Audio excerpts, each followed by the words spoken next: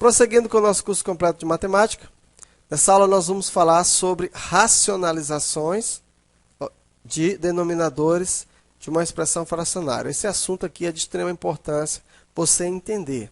Então vamos lá. Consideremos inicialmente a expressão igual a 1 sobre raiz de 3. Então, considerando que raiz de 3 é 1,732, né, aproximação com 3 casas decimais, nós vamos encontrar o valor decimal da expressão 1 sobre raiz de 3, que deu 0,577. Então, dividindo aqui tudo, nós encontramos esse valor.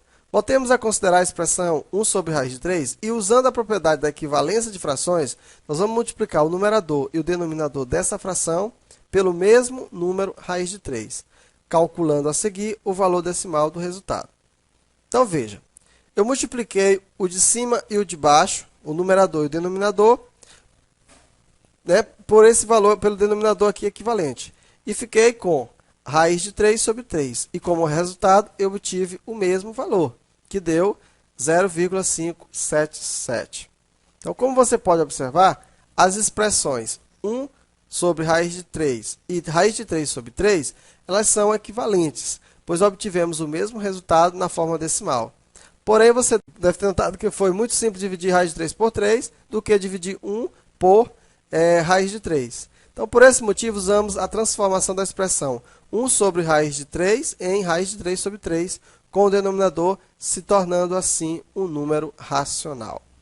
A essa transformação, ou a transformação desse tipo, nós damos o nome de racionalização de denominadores. Então, veremos, então, alguns casos simples de racionalização de denominadores, que, como já sabemos, consiste em transformar um denominador expresso por um número racional em um denominador expresso por um número racional. Primeiro exemplo, vamos tornar racional o denominador da expressão.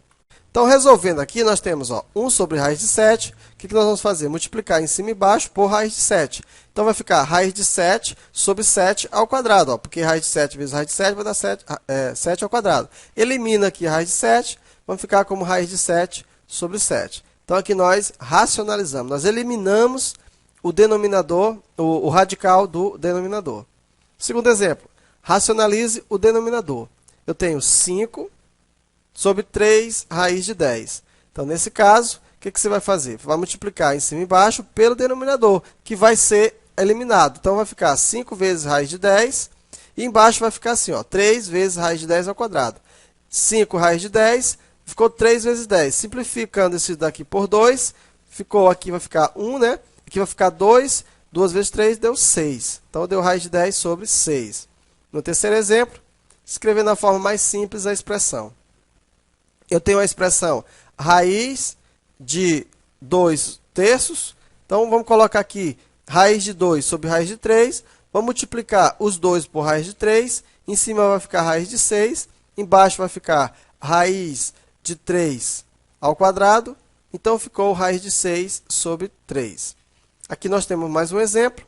Vamos tornar racional o denominador da expressão 1 sobre a raiz quinta de a ao quadrado. E aqui eu faço a pergunta, e agora, né? Qual é o fator que eu vou racionalizar? Pessoal, para você racionalizar, olha só, aqui tem quanto? Aqui tem 2. Então, basta você pegar um valor que vá somar com esse aqui e dar o mesmo valor aqui do índice. No caso, vai ficar quanto? Raiz quinta de a ao cubo. Exatamente, ó. Quando você somar 3 com 2, vai dar quanto? Vai dar 5, tá? Para poder você eliminar. Então, você tem que pensar dessa forma. Esse é o fator racionalizante. É o raiz quinta de a à terceira. Quando você faz a multiplicação, raiz quinta de a à terceira, aqui vai ficar raiz quinta de a ao quadrado vezes a à terceira. Aí você soma os dois, vai dar a quinta. Agora você pode eliminar. Então, ficou raiz quinta de a à terceira sobre a. Aqui agora, qual é o fator racionalizante daqui, pessoal?